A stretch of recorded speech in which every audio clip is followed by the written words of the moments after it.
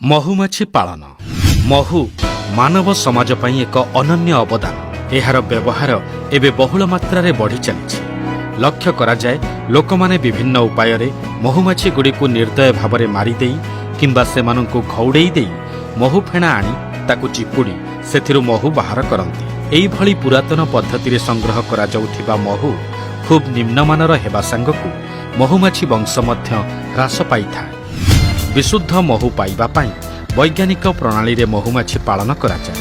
ଏହାଦ୍ୱାରା ମହୁମାଛିମାନଙ୍କୁ ନ ମାରି ସହଜ ଓ ସରଳ ଉପାୟରେ ବିଶୁଦ୍ଧ ମହୁ ଅମଳ କରାଯାଇଥାଏ।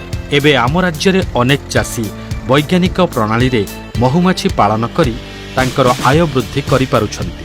ଡେଲାଙ୍ଗ ବ୍ଲକ ଅନ୍ତର୍ଗତ ବେରବୋଇ ଅଞ୍ଚଳର ଅନ୍ନପୂର୍ଣ୍ଣା ଛାଟୋଇ ପ୍ରଫେସର ଡକ୍ଟର ଚିତ୍ତରଞ୍ଜନ ଶତପଥୀଙ୍କ ତତ୍ତ୍ୱାବଧାନରେ ଏହି ବୈଜ୍ଞାନିକ ପଦ୍ଧତିରେ ମହୁ ଚାଷ କରି ଆଜି ରାଜ୍ୟରେ ଏକ ଉଦାହରଣ ସୃଷ୍ଟି କରିସାରିଛନ୍ତି।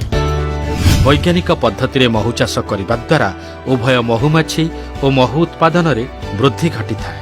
ବୈଜ୍ଞାନିକ ପଦ୍ଧତିରେ ମହୁମାଛି ପାଳନ ଖୁବ୍ ସରଳ, ବ୍ୟୟ ସାପେକ୍ଷ, ପରିବେଶ ଉପଯୋଗୀ ତଥା ରୋଜଗାର ଯୋଗାଇବା ଭଳି ଏକ କୁଟୀର ଶିଳ୍ପ। ବୟସ, ଶିକ୍ଷାଗତ ଯୋଗ୍ୟତା, ଲିଙ୍ଗଗତ ପ୍ରଭେଦ କିମ୍ବା ବୃତ୍ତି ଯାହା ବି ହେଇଥାଉ ନା କାହିଁକି ଯେକୌଣସି ବ୍ୟକ୍ତି ଇଚ୍ଛା କଲେ ସଠିକ୍ ତାଲିମ ନେଇ ଏହାକୁ ଏକ ବ୍ୟବସାୟ ଆକାରରେ ଗ୍ରହଣ କରିପାରିବେ। ମହୁମାଛି ପାଳନ ପାଇଁ ସ୍ୱତନ୍ତ୍ର ଜମି କିମ୍ବା ସ୍ଥାନର ଆବଶ୍ୟକତା ନାହିଁ। ଘର ପରିସରରେ ମଧ୍ୟ 8ରୁ 10 ଗୋଟି ମହୁବାକ୍ସ ରଖି ମହୁମାଛି ଚାଷ କରାଯାଇପାରିବ। ଥରେ ମହୁମାଛି ପାଳନ ଆରମ୍ଭ କରିଦେଲେ ଏହା ଅବିରାମ ଚାଲିଥାଏ। ମହୁମାଛି ଚରାବୃକ୍ଷଗୁଡ଼ିକ ହେଲା ନିମ୍ବ, କରଞ୍ଜ, ୟୁକାଲିପଟାସ, ପୋଲାଙ୍ଗ, ଶିଶୁ, ତେନ୍ତୁଳି, ଶିରିଷ, ବରକୋଳି, ଜାମୁକୋଳି, ସଜନା, ନଡ଼ିଆ, ପଦ୍ମ, କଇଁ ଇତ୍ୟାଦି। ଯେଉଁମାନେ ବୈଜ୍ଞାନିକ ପଦ୍ଧତିରେ ମହୁମାଛି ଚାଷ କରିବାକୁ ଆଗ୍ରହୀ ସେମାନେ ଚାହିଁଲେ ଓଡ଼ିଶା କୃଷି ଓ ବୈଷୟିକ ବିଶ୍ୱବିଦ୍ୟାଳୟର ମହୁମାଛି ଗବେଷଣା ପ୍ରକଳ୍ପ ସହ ଯୋଗାଯୋଗ କରିପାରିବେ।